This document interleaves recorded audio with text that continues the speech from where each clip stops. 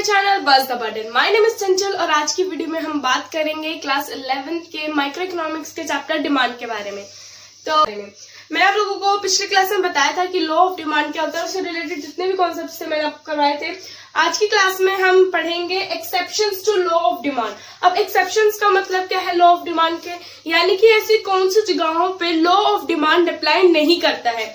तो सबसे पहला केस पढ़ते हैं, goods expected to become scarce और कॉस्टली इन फ्यूचर। यानी कि जब हमें ऐसा लगने लग जाता है कि आने वाले टाइम में जो भी हम गुड की कंजप्शन कर रहे हैं, अगर आने वाले टाइम में उनका प्राइस बढ़ जाता है तो हम क्या करते हैं, करंट सिनेरियो में क्या करते हैं कि कंजप्शन को बढ़ा देते हैं। फॉर एग्जाम्पल मान लो कि आने वाले टाइम में पेट्रोल बहुत ज्यादा, इसकी जो प्राइसेस है बहुत ज्यादा बढ़ जाएंगे, ठीक है। यानी कि हो सकता है ऐसा टाइम आए कि जिस टाइम पे पेट्रोल के प्राइसेस बहुत ज्यादा बढ़ जाए, तो लोग क्या करना शुरू कर देते हैं, लोग अभी के टाइम में पेट्रोल की जो डिमांड है उसको बढ़ा देते हैं। क्या कर देते हैं, इनको लगता है कि आने वाले टाइम में पेट्रोल का प्राइस बढ़ जाएगा इन फ्यूचर, तो क्या करते हैं अभी करंटली वो क्या करते हैं डिमांड को बढ़ा देते हैं। और वो अगर मतलब करंट सिनेरियो में प्राइस बढ़ा भी होगा ना, वो तभी भी इस पेट्रोल को परचेज करेंगे। क्यों?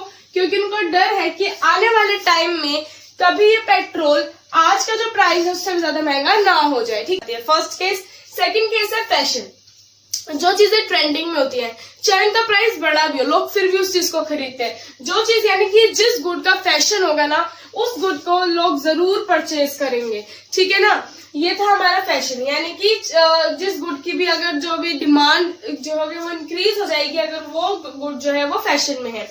नेक्स्ट है नेसेसिटीज। नेसेसिटीज मतलब जो चीजें आपको जरूरी होती हैं, ठीक है। अब कई सारी ऐसी चीजें होती है जो आप डेली लाइफ में बहुत ज्यादा यूज करते हो, अगर उनका प्राइस बढ़ भी जाता है तभी भी आपकी डिमांड क्या होती है वो कम नहीं होती, तभी भी आप कुछ ना कुछ उसकी कमोडिटी क्या करते हो, परचेज करते हो।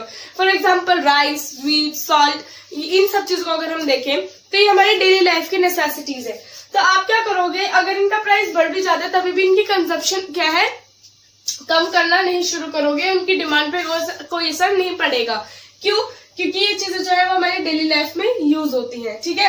अब है इमरजेंसी। इमरजेंसी में अगर हम देखें कि हो सकता है कई बार क्या होता है ना, सिचुएशन की जैसे वॉर है, फ्लड आ गई, फेमाइन हो गया, तो उस केस में अगर किसी भी कमोडिटी के प्राइस बढ़े भी होंगे तभी भी आप उसकी जो डिमांड है उसको कम नहीं करोगे। फॉर एग्जाम्पल जब उत्तराखंड में बाढ़ आई थी उस टाइम पे बहुत सारे लोग बेघर हुए थे, और जिस वजह से क्या हुआ था कि वहां पे हर एक चीज का प्राइस जो था वो बढ़ गया था। जैसे वहां पे पानी का प्राइस भी बहुत ज्यादा बढ़ गया था, लेकिन फिर भी लोगों ने कंजप्शन कम नहीं की। क्यों? क्योंकि उनको उस टाइम बहुत ज्यादा जरूरत थी पानी की, ठीक है ना। अब है स्टेटस सिंबल गुड्स। अब ये मतलब छोटा छोटा सा ये, इसमें कुछ ज्यादा एक्सप्लेन करने वाला नहीं है। स्टेटस सिंबल गुड्स में क्या है कि ऐसी बहुत सारी चीजें होती हैं जिनको सिर्फ हम परचेज करते हैं अपना स्टेटस को शो करने के लिए। जैसे कि डायमंड हो गया, ठीक है। डायमंड क्या करते हैं, लोगों को उसका कुछ यूज थोड़ी होता है, लेकिन लोग उसको as a status symbol show करते हैं कि भाई अगर हमारे पास डायमंड है तो हम बहुत ज्यादा रिच है, ठीक है। अगर हमारे पास कोई मर्सिडीज है तो हम बहुत ज्यादा रिच है, अगर हमारे पास लैम्बोर्गिनी है तो हम बहुत ज्यादा रिच है। तो सिर्फ अपने स्टेटस को शो करने के लिए, अपने स्टेटस या प्रेस्टीज को शो करने के लिए लोग क्या करते हैं, इन गुड्स का कंजप्शन करते हैं, ठीक है। तो ये था हमारे exceptions to law of demand. अब see our next topic which is change in quantity demanded. देखो क्या होता है कि मैंने आप लोगों को पिछले क्लासेस में बताया था कि चेंज इन क्वांटिटी डिमांडेड क्या होता है कि जब हमारी डिमांड में कोई चेंज आता है due to change in price of the given commodity itself, तो उसे कहते हैं हम चेंज इन क्वांटिटी डिमांडेड, ठीक है। यानी कि अगर गिवन कमोडिटी के प्राइस में कोई चेंज आता है और उसकी वजह से अगर डिमांड में कोई चेंज आता है तो उसे हम कहते हैं चेंज इन क्वांटिटी डिमांडेड, ठीक है। अब इसमें दो केसेस हो सकते हैं, या तो प्राइस बढ़े और डिमांड कम हो जाए, या फिर प्राइस कम हो जाए और डिमांड बढ़ जाए, ठीक है। तो अब उसमें क्या होगा, it leads to movement along the demand curve. बताती हूँ कि मूवमेंट में क्या होता है। मूवमेंट में अगर हमने ग्राफ बनाया डिमांड का, तो यानी कि सिर्फ ऐसे या तो इंक्रीज हो रहा है या फिर डिक्रीज हो रहा है। क्या हो रहा है, या तो इंक्रीज हो रहा है या तो इंक्रीज हो रहा है या फिर डिक्रीज हो रहा है, ठीक है। इसको कहते हैं मूवमेंट। अब शिफ्ट एक दूसरी चीज होती है शिफ्ट। शिफ्ट में क्या होता है कि अगर ये डिमांड कर्व है आपका तो एक नया डिमांड कर्व बनता है, ठीक है, इस तरफ या फिर इस तरफ बनता है, ठीक है ना, या तो इंक्रीज होगा या फिर डिक्रीज होगा। तो अभी हम जो पढ़ रहे हैं हम मूवमेंट पढ़ रहे हैं। मूवमेंट में दो चीजें हो सकती हैं, या तो इंक्रीज हो या डिक्रीज हो, ठीक है। तो यानी कि या तो एक्सपेंशन हो सकता है या फिर कॉन्ट्रैक्शन हो सकता है। अब एक्सपेंशन क्या होता है, it occurs due to quantity demanded increases due to a decrease in price keeping other factors constant। यहाँ पे बहुत जरूरी चीज जो है सबसे इम्पोर्टेंट वो क्या है, कीपिंग अदर फैक्टर्स कांस्टेंट। अगर आप ये लाइन नहीं लिखते तो आपका हाफ मार्क्स डिडक्ट होगा। क्यों? क्योंकि आपको यह स्पेसिफाई करना पड़ेगा कि आप दूसरी चीजों को कांस्टेंट रख रहे हो, जो दूसरे फैक्टर्स है जो डिमांड को अफेक्ट करते हैं, ठीक है। अब यहाँ पे क्या हुआ कि एक्सपेंशन कब होगी, जब आपकी डिमांड बढ़ जाती है प्राइस के कम होने की वजह से, तो वो होती है आपका एक्सपेंशन, ठीक है। Quantity demand increases due to decrease in price. Second चीज, downward movement along the same demand curve. ये मैं आपको समझाऊंगी अभी जो ग्राफ करवाऊंगी, ठीक है। अब इसका रीजन क्या है, अब यहाँ पे अगर आपको आ जाए कि भाई आपको डिफरेंशिएट करना है बिटवीन एक्सपेंशन एंड कॉन्ट्रैक्शन, तो आप सिर्फ ये पॉइंट्स लिख दो जो मैं लिखवा रही हूँ अभी, ये 3 और इसका एक ग्राफ और एग्जाम्पल, ठीक है। तो ये क्या होता है, डाउनवर्ड मूवमेंट होती है और due to decrease in price of given commodity. और ये किस कारण से होती है, जब प्राइस जो है उस पर्टिकुलर गिवन कमोडिटी का जब वो कम हो जाता है, ठीक है ना, तभी तो डिमांड आप ज्यादा करोगे। एक्सपेंशन मतलब कुछ भी चीज एक्सपैंड हो रही है, ठीक है, यहाँ डिमांड एक्सपैंड हो रही है। एक होता है कॉन्ट्रैक्शन, यानी कि सिकुड़ना, यानी कि यहाँ पे डिमांड क्या हो रही है, सिकुड़ रही है, कम हो रही है, ठीक है, उसे याद रख सकते हो। Quantity demanded decreases due to increase in price keeping other factors constant, यानी कि प्राइस के बढ़ने से अगर आपकी क्वांटिटी डिमांडेड कम हो रही है तो उसे हम कहते हैं कॉन्ट्रैक्शन, ठीक है ना। अब इसमें होता है अपवर्ड मूवमेंट। क्या होती है इसमें, अपवर्ड मूवमेंट होती है। अब ये किस कारण से होता है, due to increase in price of given commodity, यानी कि जब गिवन कमोडिटी का प्राइस बढ़ जाता है तो आपका क्या होता है, कॉन्ट्रैक्शन होता है, ठीक है। अब इसका ग्राफ बता देती हूँ एक्सपेंशन का और कॉन्ट्रैक्शन का।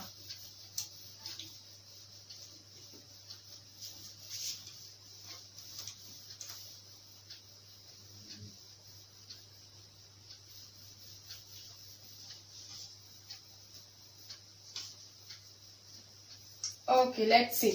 देखो, अब एक होता है एक्सपेंशन और एक होता है कॉन्ट्रैक्शन, ठीक है ना। अब इसका जैसे मान लो हम एग्जांपल लेते हैं प्राइस, ये 4th पॉइंट है, ठीक है ना।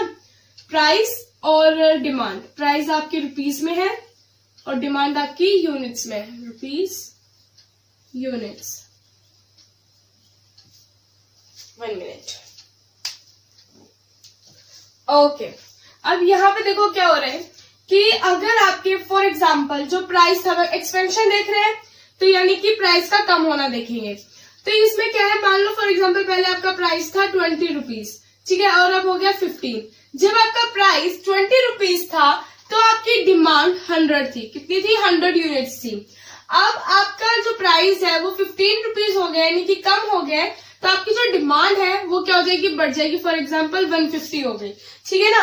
अब अगर क्या था, ये ऐसे बनेगा, ठीक है, यहाँ पे आ गया आपका क्वांटिटी डिमांडेड, ठीक है, क्वांटिटी डिमांडेड, यहाँ आपका आ गया प्राइस और ये आपका है 0 अभी इस टाइम पे। अब क्या हुआ, जब आपका प्राइस 20 रुपीज है, यानी कि पहले तो हम इसको 15 और 20 लिख लेते हैं, ये आपके y एक्सेस, ये आपके x एक्सेस, ठीक है, और ये आपका हो गया 100 से 150।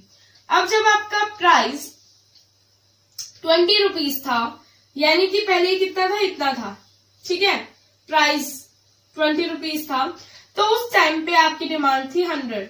अब 15 हो गया, आपकी डिमांड हो गई 150, तो ये तो ऐसे बनेगा डिमांड कब। अब यहाँ पे देखो, जब आपका प्राइस इतना था, 20 रुपीज था, तो आपकी डिमांड इतनी सी थी, सिर्फ इतनी सी, ठीक है। लेकिन अगर अब आप देखो तो आपका प्राइस हो गया इतना सा, पहले इतना था अब इतना हो गया, अब कितना हो गया, ये इतना हो गया, तो आपकी जो डिमांड थी वो इतनी थी और अब वो हो गई है इतनी, यानी कि जब इतना था तो ये इतना था, जब ये इतना था तो ये इतनी सी थी डिमांड, और जब प्राइस इतना हो गया तो डिमांड आपकी बढ़ गई। तो ये है एक्सपेंशन, यानी कि जितना आप नीचे जाओगे उतना ज्यादा आपकी डिमांड इंक्रीज करेगी, ठीक है ना, ये मूवमेंट के केस में। अब हम चलते हैं अपना कॉन्ट्रैक्शन वाले पार्ट पे। तो अगर हम लेट कर लेते हैं यहाँ पे प्राइस, फॉर एग्जाम्पल अब हमने क्या पढ़ा, कॉन्ट्रैक्शन में क्या होता है कि प्राइस बढ़ जाता है तो डिमांड कम हो जाती है, ठीक है ना, क्वांटिटी डिमांडेड है ये। अब प्राइस यहाँ पे यूनिट्स, मान लो आपका प्राइस था पहले 15 रुपीज, ठीक है, पहले प्राइस था आपका, मान लो चलो 20 ले लो, 20 रुपीज था, तो उस टाइम पे आपकी डिमांड थी 100।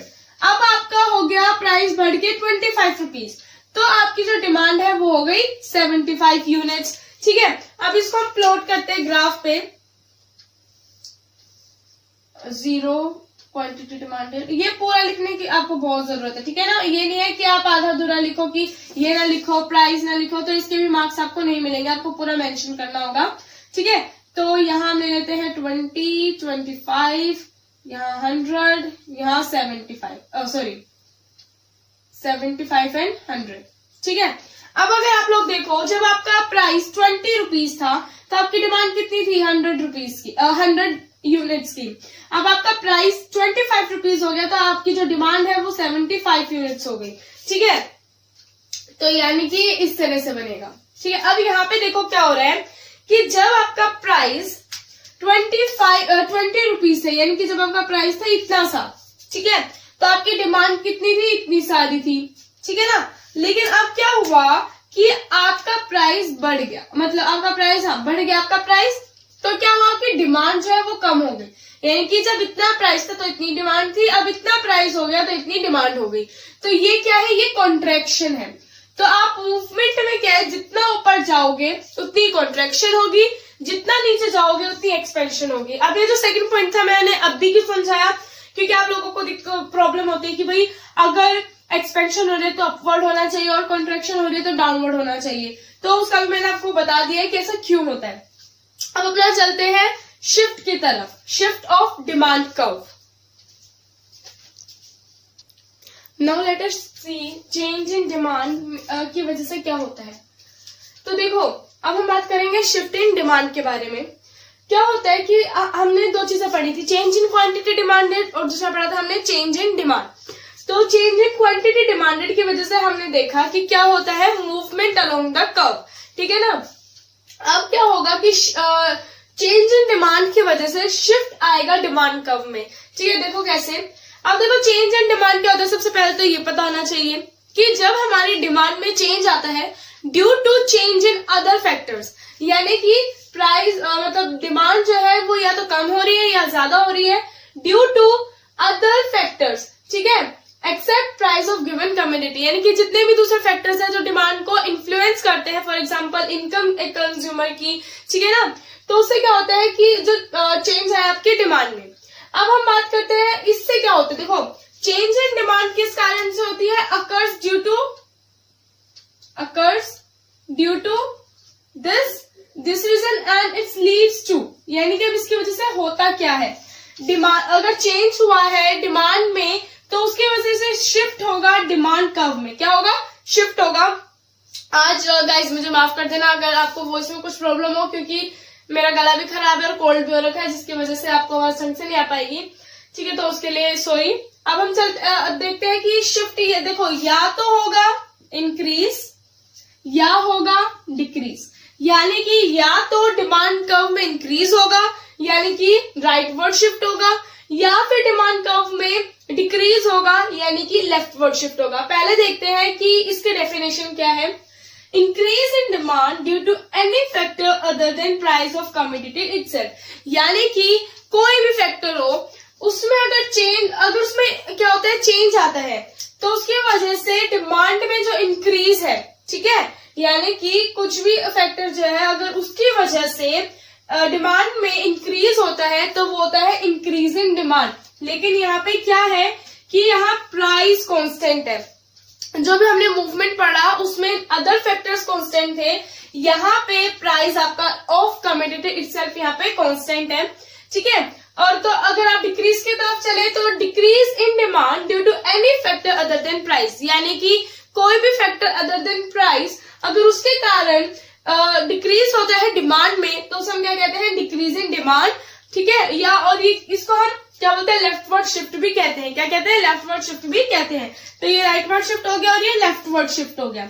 अब ये फेवरेबल चेंज इन फैक्टर्स, यानी कि फैक्टर्स में जब फेवरेबल चेंज होता है उसकी वजह से डिमांड अगर इंक्रीज होती है, फॉर एग्जाम्पल अगर आपकी इनकम बढ़ जाती है तो क्या होगा कि जो आपके नॉर्मल गुड्स है उनकी डिमांड आपकी बढ़ जाएगी, ठीक है। मैं अभी सिर्फ एक ही आपको फैक्टर का कंसिडर करूंगी, सारे फैक्टर्स का नहीं बता रही हूँ, ठीक है।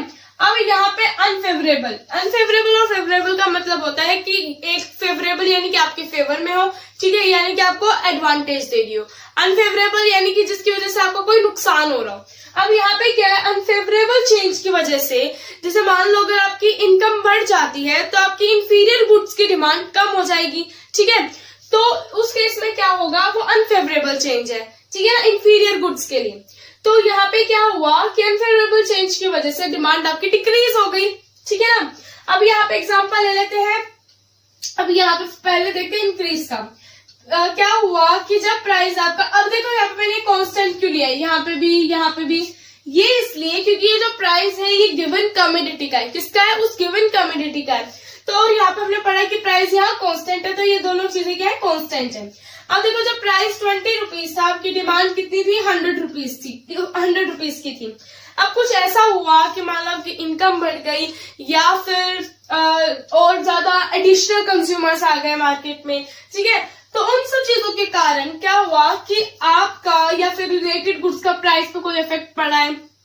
क्या हुआ कि आपकी जो डिमांड थी वो बढ़ गई, ठीक है, उस कम्युनिटी की डिमांड आपकी बढ़ गई। फॉर एग्जाम्पल अगर ये टी है, ठीक है, तो यहाँ पे क्या था कि अब कॉफी का, अगर मैं वैसे बता रही हूँ आपको कि डिमांड क्यों बढ़ी।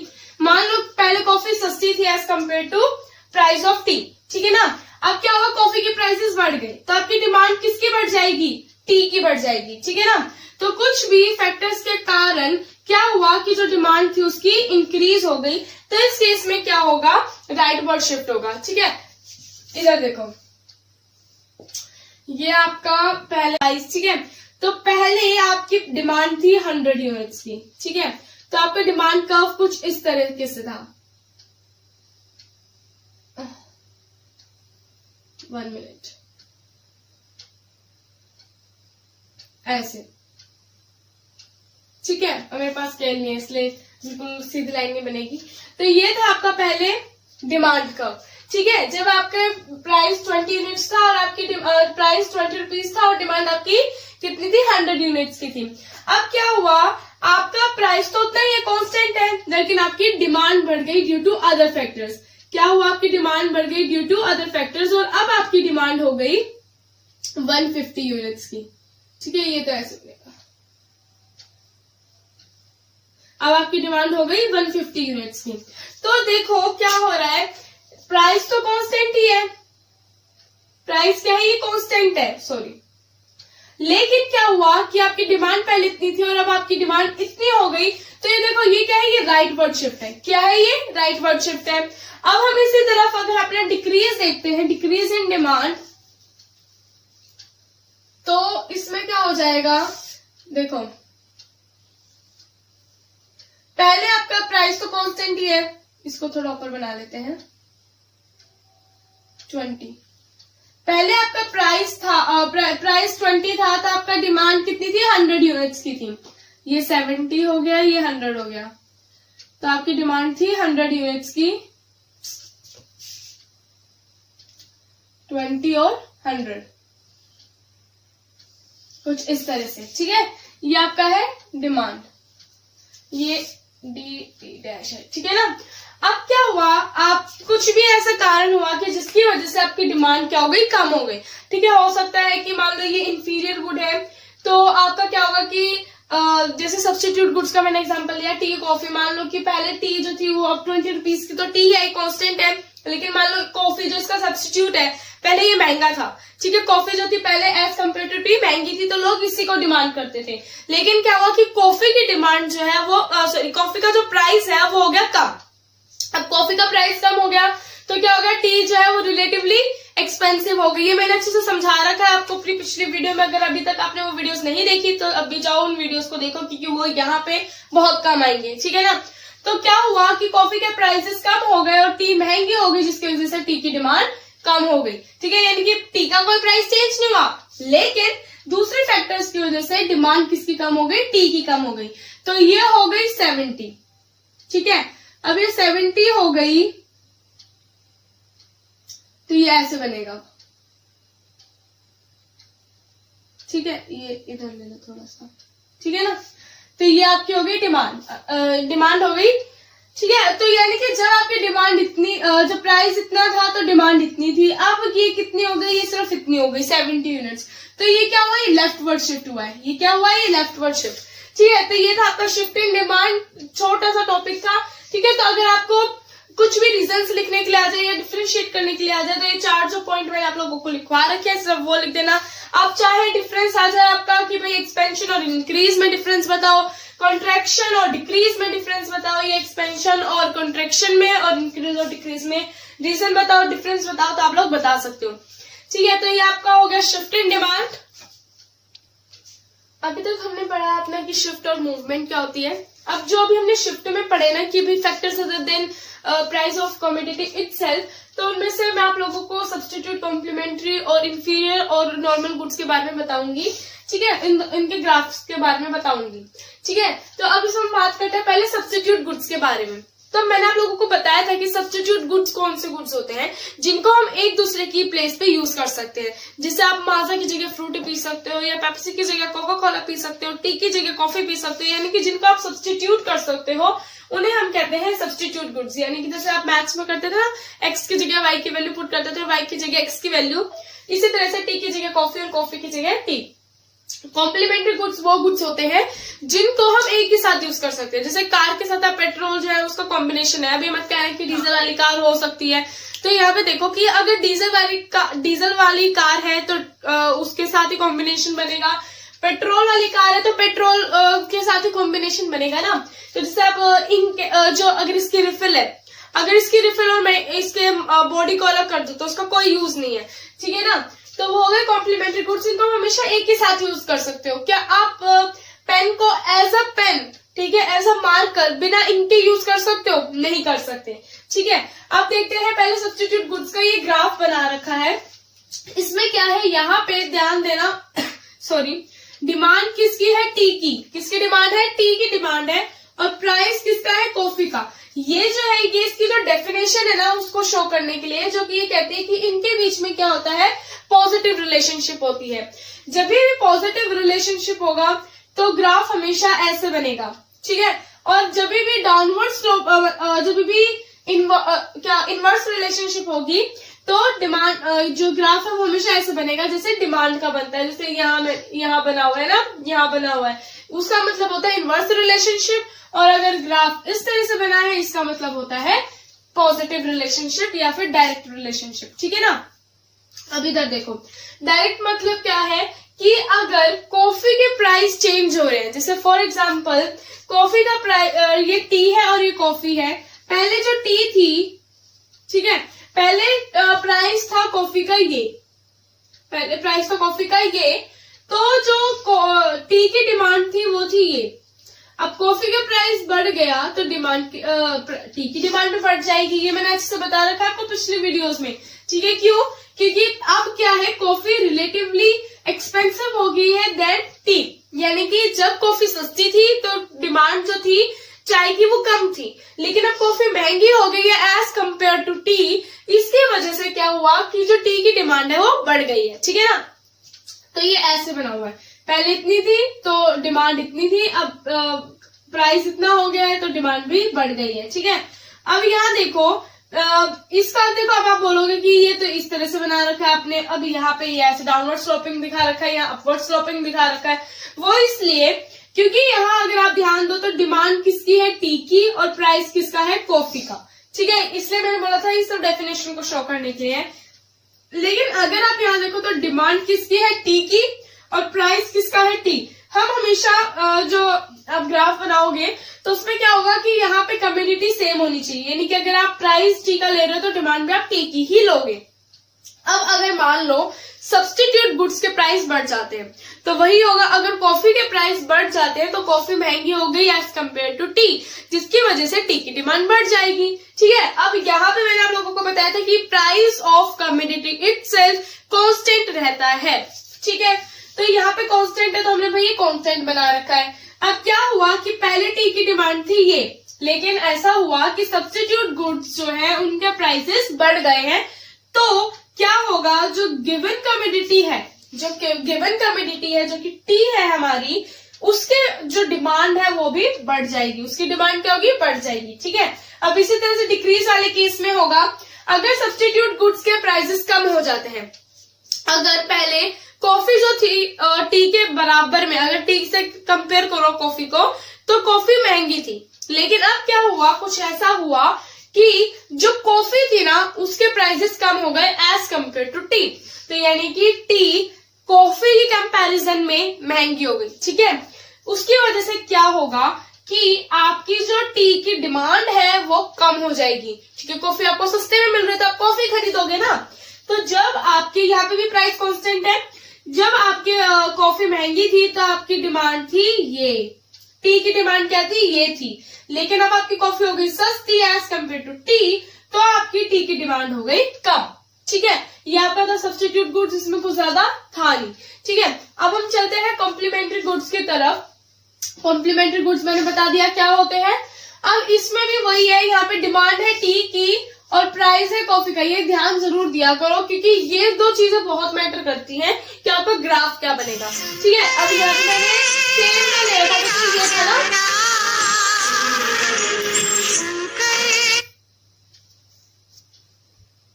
ठीक है, तो अब मैं आप लोगों को डेफिनेशन बताती कॉम्प्लीमेंट्री गुड्स की। अब हम चलते हैं अपने ग्राफ की तरफ। ये दो चीजें ना बहुत ज्यादा मैटर करती है कि आपका ग्राफ कैसा बनेगा। क्यों? क्योंकि देखो यहाँ पे अगर डिमांड टी की है और प्राइस कॉफी का है तो ग्राफ ऐसे बन रहा है। ठीक है ना, और अब यहाँ पे देखो कि जब डिमांड, जैसे यहाँ पे देखते हैं डिमांड टी की और प्राइस कॉफी का है तो ग्राफ ऐसे बन रहा है, और डिमांड टी की और प्राइस टी का है तो ये ग्राफ ऐसे बन रहा है। ठीक है ना, अब ये देखते हैं price of tea, price of coffee और demand of tea. Complementary good में हमें अलग लेना चाहिए ना, यहाँ पे शुगर ले लेते हैं या मिल्क ले लो इधर।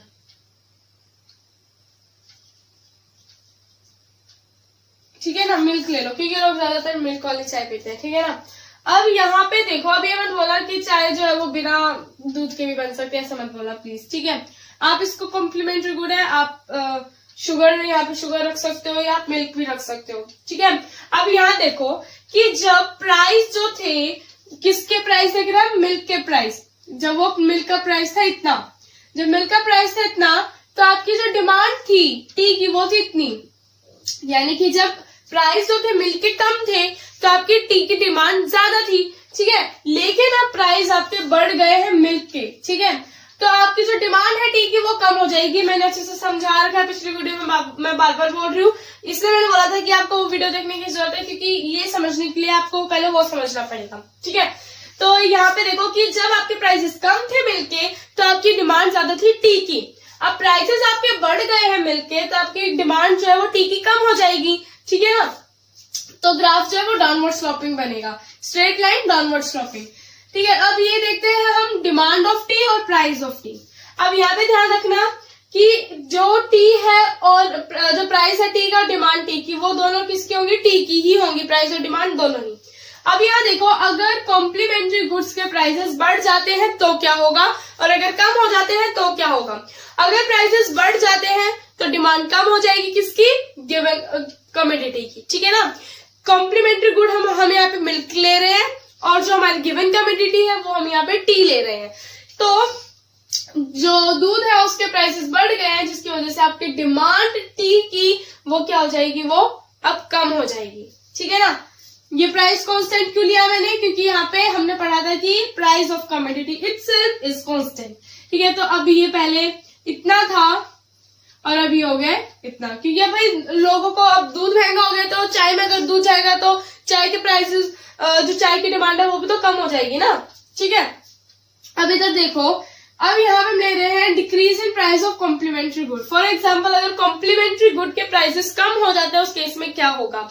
अब अगर कॉम्प्लीमेंट्री गुड्स के प्राइसेस कम हो जाते हैं तो उस केस में ये होगा कि जो टी की डिमांड है वो बढ़ जाएगी, ठीक है ना, क्योंकि अब दूध सस्ता हो गया है, अब चाय बनाने के लिए कम सामान मतलब सस्ते में हो जाएगा, चाय सस्ते में बन जाएगी, ठीक है ना।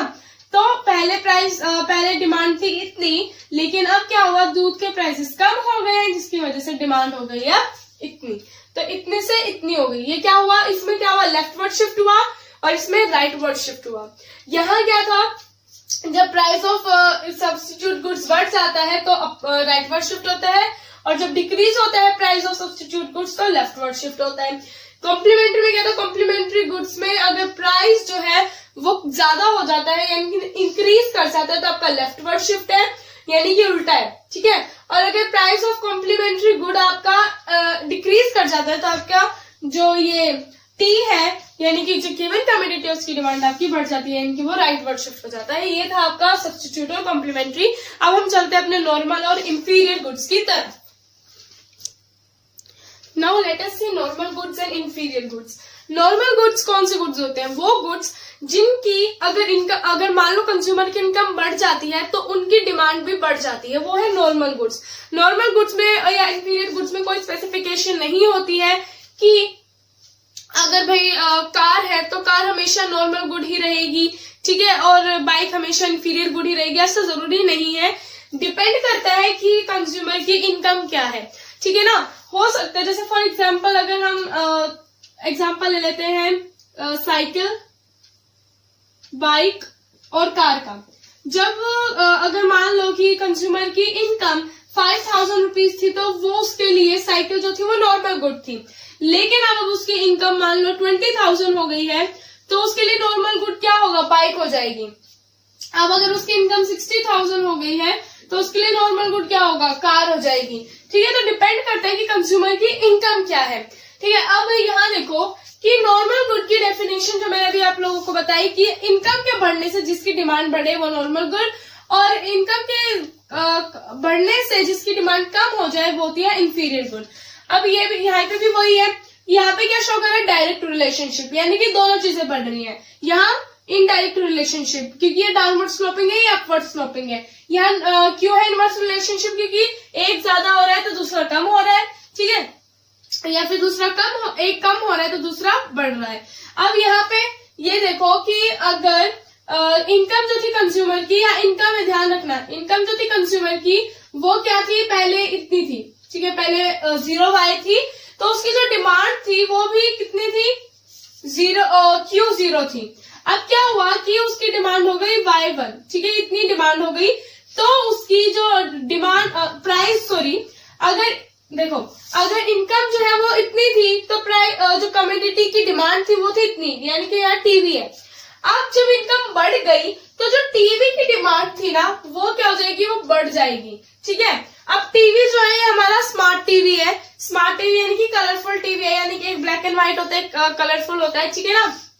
अब यहाँ पे देखो कलर टीवी, ठीक है ना। अब यहाँ पे हम बात करते हैं अगर कंज्यूमर की इनकम बढ़ जाती है, दो केसेस है, या इनकम बढ़ना और इनकम कम होना। नॉर्मल गुड्स के केसेस में देखो, पहले नॉर्मल गुड्स में क्या है, अगर इनकम आपकी बढ़ जाती है तो क्या होगा, प्राइस ऑफ टीवी यहाँ कांस्टेंट रहेंगे, क्या रहेगा, यहाँ प्राइस ऑफ टीवी कांस्टेंट रहेगा, मैं बार बार कह रही हूँ। अब यहाँ पे देखो कि पहले डिमांड जो थी वो थी इतनी, अब डिमांड बढ़कर हो गई इतनी, क्यों हुआ, क्योंकि अब क्या हुआ, कंज्यूमर की इनकम इंक्रीज हो गई है। जब कंज्यूमर की इनकम इंक्रीज हो गई है तो उसकी टीवी की डिमांड जो है वो बढ़ जाएगी। क्यों, क्योंकि यहाँ पे जो टीवी है वो नॉर्मल गुड है, क्या है, टीवी यहाँ पे नॉर्मल गुड है। इसी तरह से क्या होगा, अगर कंज्यूमर की इनकम कम हो जाती है तो क्या होगा, इनकम की कम होने से उसकी परचेसिंग पावर कम हो जाएगी, अब वो टीवी उसके लिए महंगा हो गया। अब टीवी महंगा हो गया तो क्या होगा कि टीवी की डिमांड कम हो जाएगी, टीवी की डिमांड क्या हो जाएगी, कम। तो अगर इनकम बढ़ रही है तो राइटवर्ड शिफ्ट, अगर इनकम कम हो रही है तो लेफ्टवर्ड शिफ्ट, ठीक है। अब क्या होगा, इधर देखो, अब जब इनकम उसकी बढ़ी हुई थी तो यहाँ पे ये इंफीरियर गुड है, इंफीरियर गुड इनकम बढ़ने से क्या हुआ, डिमांड कम हो गई, ठीक है। अब यहाँ क्या था, यहाँ इनकम और डिमांड देखते हैं, demand of black and white TV. Black and white, black and white TV यहाँ पे मेंशन करना जरूरी है। अब यहाँ देखो, जब आपकी इनकम कम थी तो आपकी जो इंफीरियर गुड्स की डिमांड थी वो भी क्या थी, वो ज्यादा थी। ठीक है, अब इनकम क्या हुआ, इनकम हो गई बढ़ गई। अब इनकम क्या हो गई, इनकम बढ़ गई, तो उस कारण से क्या हुआ कि जो डिमांड थी वो कम हो गई है। क्यों, क्योंकि भाई अब उसकी इनकम बढ़ गई, उसके पास ज्यादा परचेजिंग पावर आ गई, तो वो कोई अच्छी चीज खरीदेगा, कोई महंगी चीज खरीदेगा, सही बात है ना, तो उसकी डिमांड कम हो गई। अब यहाँ देखते हैं price of black and white TV and demand of black and white TV. जब कंज्यूमर की इनकम बढ़ गई तो वही बात है, वो अच्छी चीज की तरफ मूव करेगा। पहले अगर वो बाजरा खा रहा था तो वो व्हीट की तरफ मूव करेगा, राइस की तरफ मूव करेगा, कोई बासमती राइस लेगा, ठीक है ना। या अगर पहले उसके पास बाइक थी, अब उसकी इनकम बढ़ गई तो उसका मन करेगा कार लूं मैं। तो वही चीज है कि अगर प्राइस यहाँ पे कांस्टेंट है, अगर इनकम बढ़ जाती है कंज्यूमर की तो इंफीरियर गुड्स की जो डिमांड है वो क्या हो जाएगी, वो कम हो जाएगी। ठीक है, और अगर इनकम कम हो जाती है कंज्यूमर की तो अब उसके पास कम पैसे हैं खर्च करने के लिए, अब वो क्या करेगा, वो सस्ती तरफ जाएगा, यानी कि कोई सस्ती चीज है उसकी तरफ वो जाएगा। अब कोई पहले का आदमी था, उसके पास कार थी, लेकिन क्या हुआ, बिजनेस में बहुत ज्यादा लॉस हुआ, जिसकी वजह से अब उसको कार बेचनी पड़ी। अब उसको कुछ न कुछ व्हीकल तो चाहिए जाने के लिए, तो उसने सोचा चलो बाइक ले लेता हूँ। वही बाइक जब उसकी इनकम ज्यादा थी तो उसने उस बाइक को छोटा समझा। अब वो बाइक कह रही है, अब बेटा तू अब देख, अब तेरी इनकम कम हो गई ना, अब तो आएगा तो मेरी तरफ ही, तो वो क्या हुआ, ये बाइक की तरफ आ गया। ठीक है, तो यहाँ क्या हुआ, इंफीरियर गुड्स की डिमांड बढ़ गई। जब इनकम कम हुई तो इंफीरियर गुड्स की डिमांड बढ़ गई। तो ये आपके चैप्टर में सिर्फ इतना ही था, तो ये यहाँ पे चैप्टर खत्म हो जाता है। अब नेक्स्ट क्लास में हम बात करेंगे इलास्टिसिटी ऑफ डिमांड के बारे में। उससे पहले सबसे इम्पोर्टेंट काम जो भी मैंने पढ़ा है वो सब रिवाइज करना है। और गाइस को मेरी तबीयत खराब थी, उसके बावजूद मेरे को कोल्ड है, ठीक है, उसके बावजूद भी मैंने आप लोगों के लिए वीडियो बनाई। तो आप लोगों को भी थोड़ा एफर्ट्स तो करने पड़ेंगे। क्या करना है, इस वीडियो को लाइक करना है, अपने ज्यादा से ज्यादा फ्रेंड्स में इस वीडियो को शेयर करना है और मेरे चैनल को सब्सक्राइब करना है। अगर अभी तक आपने मेरे चैनल को सब्सक्राइब नहीं किया, बेल आइकन को प्रेस करना तो बिल्कुल भी मत भूलना, क्योंकि इससे आप लोगों को मेरे लेटेस्ट वीडियोस के नोटिफिकेशंस मिलते रहेंगे। तो मिलते हैं अगली वीडियो में नेक्स्ट चैप्टर के साथ। सो तब तक के लिए बाय बाय गाइस।